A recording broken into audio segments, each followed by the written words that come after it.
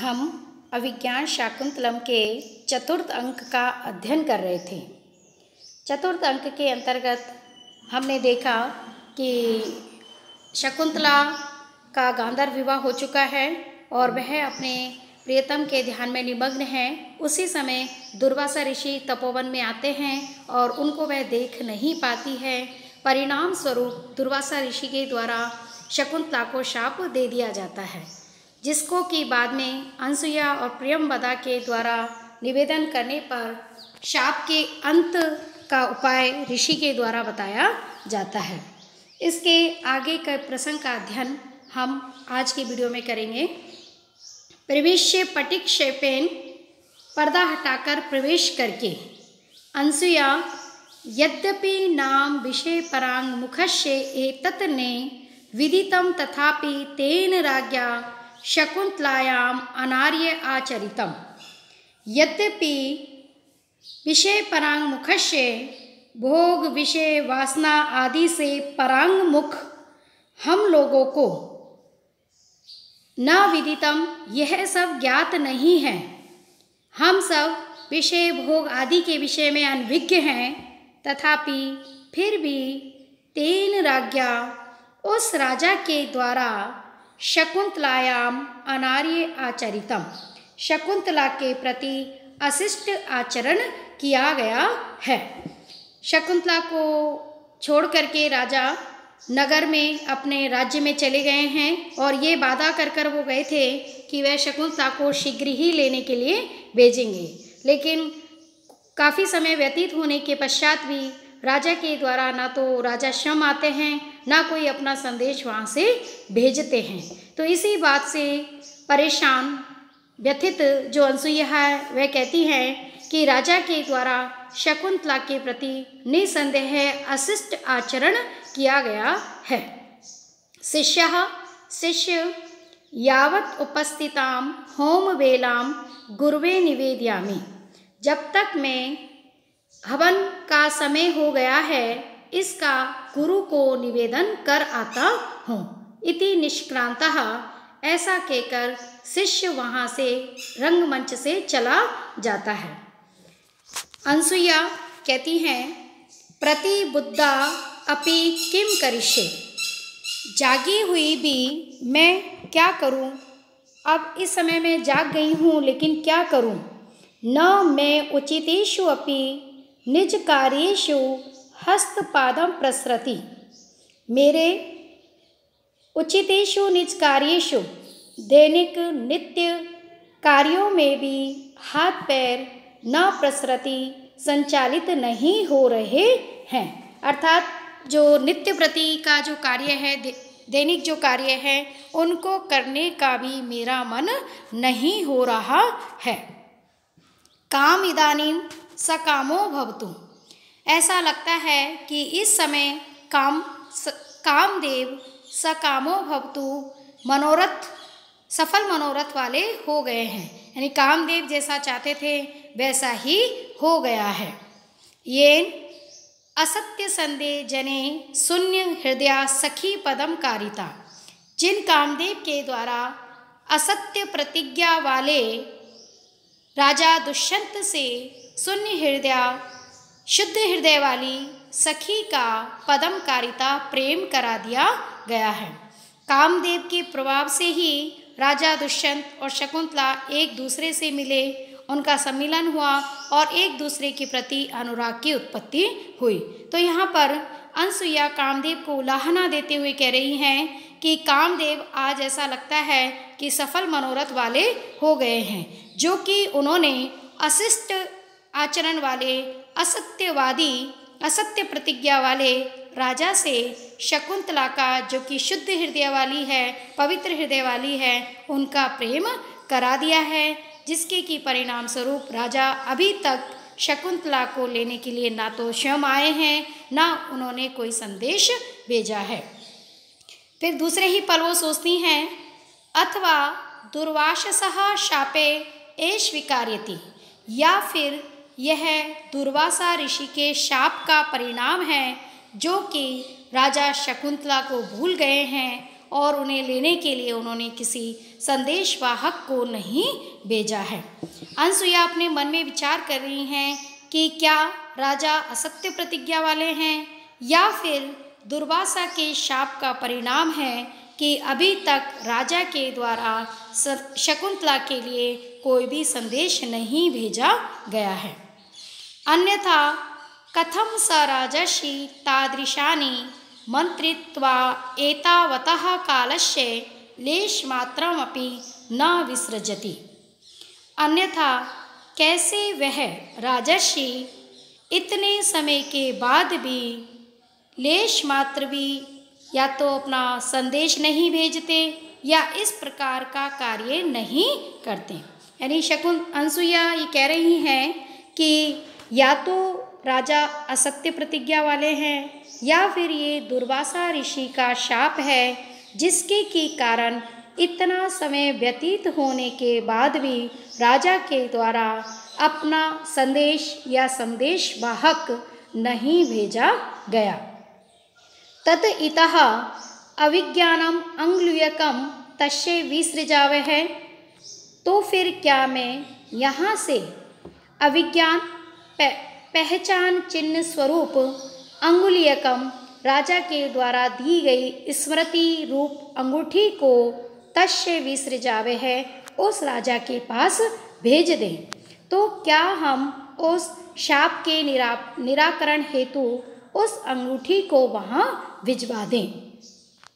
दुखशीले तपस्वी जने को अव्यर्थता, किंतु दुखी कष्ट सहन करने वाले किस तपस्वी से ये प्रार्थना की जाए, अर्थात किसे यह अंगूठी लेकर भेजा जाए। ननु सखी गामी दोष इति व्यवसिता अपि न पारयामि प्रवास प्रतिनिवृत्तस्य तात काश्यपस्य दुष्यंत परिणीताम आपन्न सत्वाम शकुंतलाम निवेदयितुम। ननु निश्चय ही सखी गामी दोष, सखी शकुंतला पे ही संपूर्ण दोष आ जाएगा। इति व्यवसितापि, इस प्रकार विचार करती हुई भी न पारयामी प्रवास प्रतिनिवृत्तस्य, विदेश से या सोम तीर्थ से लौटे हुए तात काश्यपस्य पिता कण्व को दुष्यंत परिणीताम, दुष्यंत से विवाहित, दुष्यंत के साथ विवाह जिसका हो चुका है, आपन सत्वाम और जो गर्भवती है, ऐसी शकुंतलाम शकुंतला के विषय में निवेदितुम निवेदन करने में न पारयामी समर्थ नहीं हो रही हूँ। अनसुईया ये विचार ही कर रही हैं कि क्या करें, राजा शकुंतला को भूल गए हैं, तो ये सब शाप का दोष है। तो इस शाप के दोष का निराकरण रूप जो उपाय है, यह स्मृति चिन्ह जो अंगूठी है वह उस राजा के पास भेजी जाए। किसके साथ भेजी जाए? यदि ये बात ऋषियों को पता चलेगी तो वह संपूर्ण दोष शकुंतला पर ही लगाएंगे। तो ऐसे में मैं क्या करूं? कैसे पिता कण्व को शकुंतला के विवाह के विषय में बताऊं, उनकी गर्भवती होने के विषय में बताऊं? ये सब अनसुईया सोच ही रही थी। तभी प्रियंवदा वहाँ पर प्रवेश करती हैं और कहती हैं, प्रवेश करके प्रियंवदा कहती हैं, सहर्षम प्रसन्नचित होकर, सखी त्वरस्व शकुंतलायाः प्रस्थान कौतुकम निवर्तितुम। सखी जल्दी करो शकुंतला के प्रस्थान के कौतूहल के लिए जल्दी करो, अर्थात शकुंतला के प्रस्थान का मांगलिक कार्य पूर्ण करने के लिए शीघ्रता करो। अनसुईया कहती हैं, सखी कथम एतत्, सखी ये कैसे हुआ? प्रियंवदा कहती हैं, शृणु इदानीं सुख शयित पृच्छिका शकुंतला सकाशम गता अस्मि। सुनो, मैं सुखपूर्वक तुम सोई या नहीं यह पूछने के लिए शकुंतला के पास गई थी। अनसुईया कहती हैं, ततस्तते, इसके बाद क्या हुआ?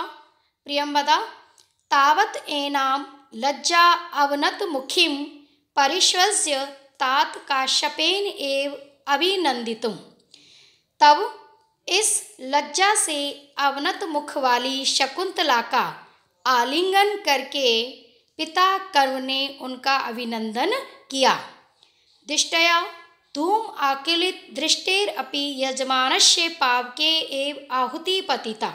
और शकुंतला से कहा कि धूम आकुलित दृष्टेरपि, धूम से व्यग्र दृष्टि वाला होने पर भी यजमानस्य, यजमान की आहुति सौभाग्य से, दिष्टया सौभाग्य से पावक एव पतिता अग्नि में ही गिरी है। अर्थात महर्षि कण्व ने शकुंतला से कहा कि ये सौभाग्य की बात है कि धूम से व्यग्र दृष्टि वाला होने पर भी यजमान की आहुति अग्नि में ही गिरी है। अर्थात कहने का भाव यह है कि अनजाने में ही सही तुम्हारा जो प्रणय दुष्यंत के साथ हुआ है वह अनुकूल या उचित व्यक्ति के साथ ही हुआ है जो कि तुम्हारे अनुरूप गुणों से युक्त है।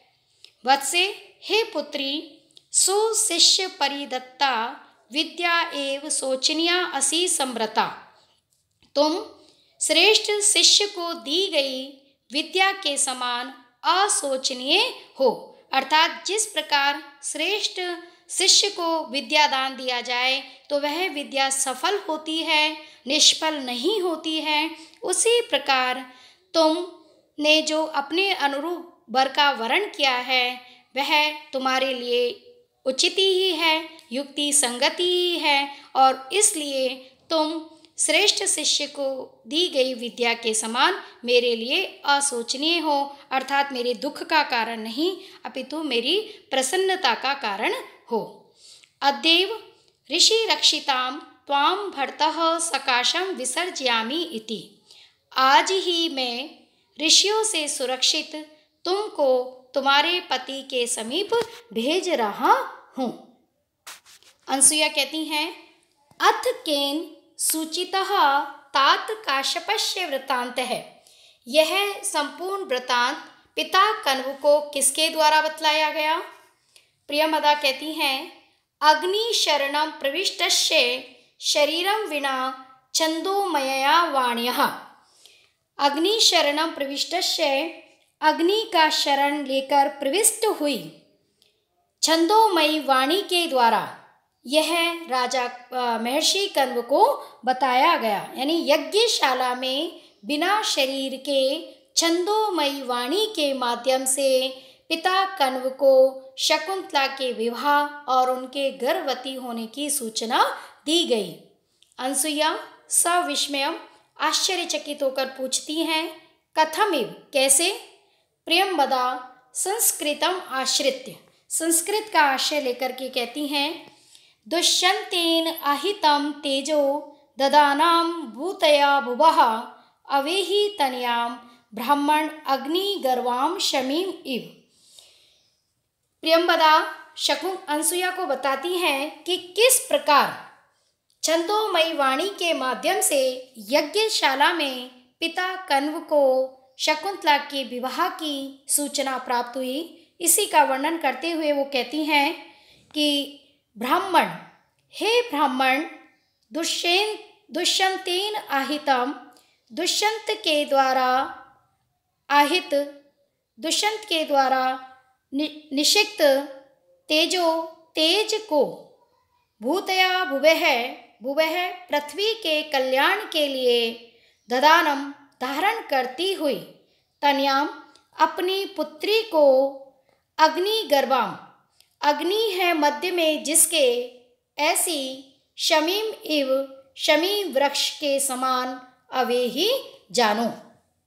यानी प्रियंवदा बताती हैं कि छंदोमयी वाणी के द्वारा पिता कण्व को ये सूचना दी गई कि हे राजन, अपनी पुत्री को तुम पृथ्वी के कल्याण के लिए दुष्यंत के द्वारा आरोपित गर्भ को धारण किए हुए जानो। यानी जिस प्रकार शमी वृक्ष के मध्य में अग्नि स्थित होती है उसी प्रकार इस समय तुम्हारी पुत्री के गर्भ में दुष्यंत के द्वारा आरोपित तेज निहित है। अर्थात तुम्हारी पुत्री का विवाह दुष्यंत के द्वारा हो गया है और अब इस समय वह उस तेज को धारण किए हुए है, अर्थात वह गर्भवती है। ये सूचना महर्षि कण्व को छंदोमयी वाणी के द्वारा दी जाती है। अनसुईया कहती हैं, प्रियंवदा आश्लिष्य, प्रियंवदा का आलिंगन करके, सखी प्रियम में, हे सखी ये तो बहुत ही मेरे लिए प्रिय सुखद समाचार है, किंतु अद्यैव शकुंतला नियत, आज ही शकुंतला चली जाएगी, इति उत्कंठा असाधारणम परितोषम अनुभवामि, किंतु आज ही शकुंतला चली जाएगी इस बात से मेरा हृदय उत्कंठित हो रहा है, किंतु फिर भी मैं उत्कंठा से युक्त संतोष का अनुभव कर रही हूँ। प्रियंवदा कहती हैं, सखी आवाम तावत उत्कंठा विनोदिष्यावे हैं, हम दोनों तो मिलकर अपने दुख को, अपनी व्याकुलता को, अपनी वेदना का मनोविनोद कर लेंगी, किंतु सा तपस्विनी निवृता भवतु, वह तपस्विनी शकुंतला तो अकेली ही रह जाएंगी, अर्थात वह सुखी हो, यही हम मंगल कामना करती हैं। अनसुईया, तेन ही एतत् अस्मिन् आम्र शाखा अवलंबिते नारिकेल समुद्गके एतस्मिन् निमित्तम एव कालांतर क्षमा निक्षिप्ता मया केसर मालिका। अनसुईया कहती हैं कि हे सखी, तेन तब तो, एतस्मिन् आम्र शाखा अवलंबिते, इस आम्र की शाखा पर लटकते हुए, नारिकेल समुद्गते, नारियल के संपुट में, एतस्मिन् निमित्तम एव, इसी अवसर के लिए, एतत् निमित्तम एव, इसी अवसर के लिए, कालांतर क्षमा, समय को सहन कर लेने वाले, केसर मालिका को मेरे द्वारा निक्षिप्ता रखा गया है। यानी अनसुईया प्रियंवदा से कहती हैं कि इस आम्र की शाखा पर लटकते हुए नारियल के संपुट में मैंने समय को सहन करने वाले, अर्थात समय पर भी न, बहुत समय के बाद भी न मुरझाने वाली केसर मालिका को मेरे द्वारा रखा गया है। तो तत् इमाम हस्त सन्निहिताम कुरु, तुम इसे अपने हाथ में धारण करो, यावत अहम, जब तक मैं भी, तस्यै, उस शकुंतला के लिए, गोरोचन, तीर्थ मृतिका, तीर्थ की मिट्टी, दूर्वा, किसल्यानी, दूब, नवकोपल आदि मंगल समालंबनानी, मांगलिक सामग्री को भी रच्यामी, लेकर के आती हूँ। प्रियंवदा कहती हैं, तथा क्रियता, वैसा ही करती हैं। अनसुईया निष्क्रांता, अनसुईया वहाँ से चली जाती हैं। प्रियंवदा नाट्येन सुमनसो गृह्णाति, प्रियंवदा पुष्पमाला को ग्रहण करने का विनय करती हैं। फिर नेपथ्य से आवाज आती है। गौतमी कहती हैं, नेपथ्य से आवाज आती है, गौतमी आदिश्यंताम सारग्राम मिश्रा शकुंतला नया। गौतमी सारग्राम आदि शकुंतला को ले जाने के लिए इन्हें आदेश दिया जा रहा है, अर्थात गौतमी सारग्राम आदि को शकुंतला को पति गृह ले जाने की आज्ञा दो। ये नेपथ्य से ध्वनि आती है। प्रियंवदा कहती हैं, कर्णम दत्वा, ध्यान से सुनकर, अनसुये त्वरस्व, हे अनसुईया शीघ्रता करो, एते खलु हस्तिनापुर गामिना ऋषे शब्दायन्ते, ये तो हस्तिनापुर जाने के लिए बुलाए जाने वाले ऋषियों की ध्वनि सुनाई दे रही है, अर्थात उन्हें आवाज लगाई जा रही है। प्रवेश्य समालंबन हस्ता, प्रवेश करके मांगलिक वस्तुओं को हाथ में लिए हुए प्रवेश करती हैं और कहती हैं, अनसुईया सखी एहि आओ गच्छावे है, हम दोनों चलती हैं। प्रियंवदा विलोक्य देख कर, एषा सूर्योदय एव शिखा मज्जिता प्रतिष्ठ निवार हस्ताभि स्वस्ति वाचनिकाभि तापसी भी अभिनंद्यमाना शकुंतला तिष्ठति। प्रियंवदा सामने देखकर कहती हैं कि यह हमारी प्रिय सखी शकुंतला सूर्योदय के समय ही, सूर्य उदित होने के समय ही शिखा मज्जिता, शिखा सहित अर्थात संपूर्ण स्नान करके प्रतिष्ठ निवार हस्तावी, निवार धान्य हाथ में लिए हुए स्वस्ति वचनी का भी तापसी भी तपस्वियों के द्वारा स्वस्ति वाचन किए जाते हुए अभिनंद्यमाना उनसे अभिनंदित होती हुई तिष्ठति बैठी हुई हैं। उपसर्पाव एनाम हम दोनों इसके पास चलती हैं। इति उपसर्पते ऐसा कहकर वह शकुंतला के पास चली जाती हैं। ततः प्रविशति यथोदिष्ट व्यापार आसन स्था शकुंतला। उसके बाद पूर्व में जैसा वर्णित किया गया उस प्रकार के कार्य में प्रवृत्त शकुंतला का रंगमंच पर प्रवेश होता है।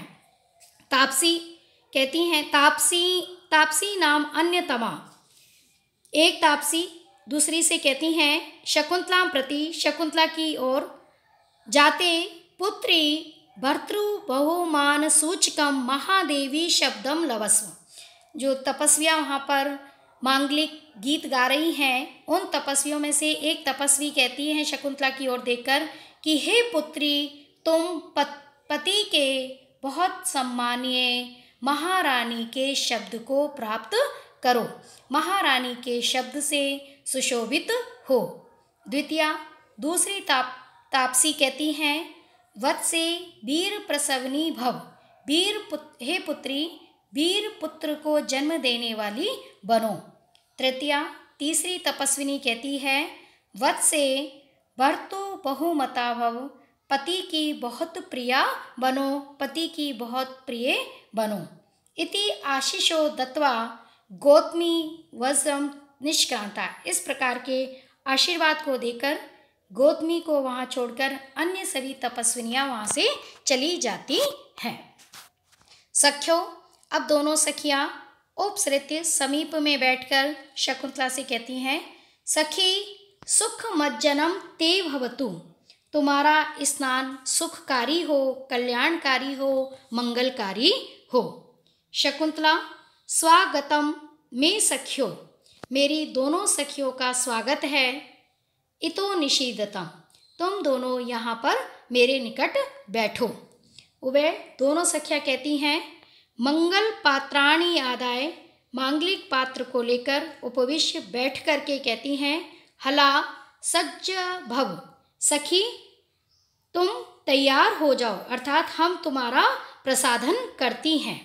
यावत ते मंगल समालंबनाम विरच्यावह, हे सखी हम तुम्हारा मांगलिक अलंकार इन प्रसाधन योग्य सामग्री से करती हैं, हम तुम्हारा मांगलिक श्रृंगार करती हैं। शकुंतला कहती हैं इदम अपि बहु मंतव्यम, यह श्रृंगार, यह अलंकार तो मुझे बहुत अधिक प्रिय है। दुर्लभम इदानी में सखी मंडनम भविष्यति, मेरे लिए अब सखियों का यह अलंकरण दुर्लभ हो जाएगा। इति बाष्पम विसृजति, ऐसा कहकर वह रोने लगती है। शकुंतला के नेत्रों से अश्रु प्रवाहित होने लगते हैं।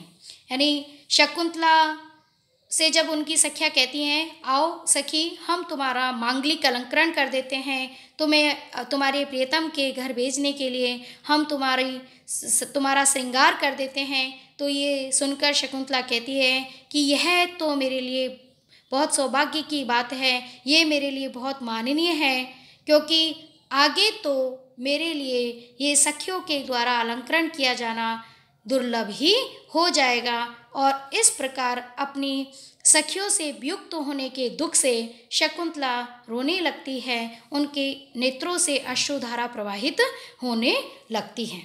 आगे शकुंतला की विदाई का ही बड़ा रमणीय वर्णन कवि के द्वारा किया गया है, जिसका कि वर्णन हम अपने अगले वीडियो में करेंगे। तब तक के लिए आप सभी का बहुत बहुत धन्यवाद।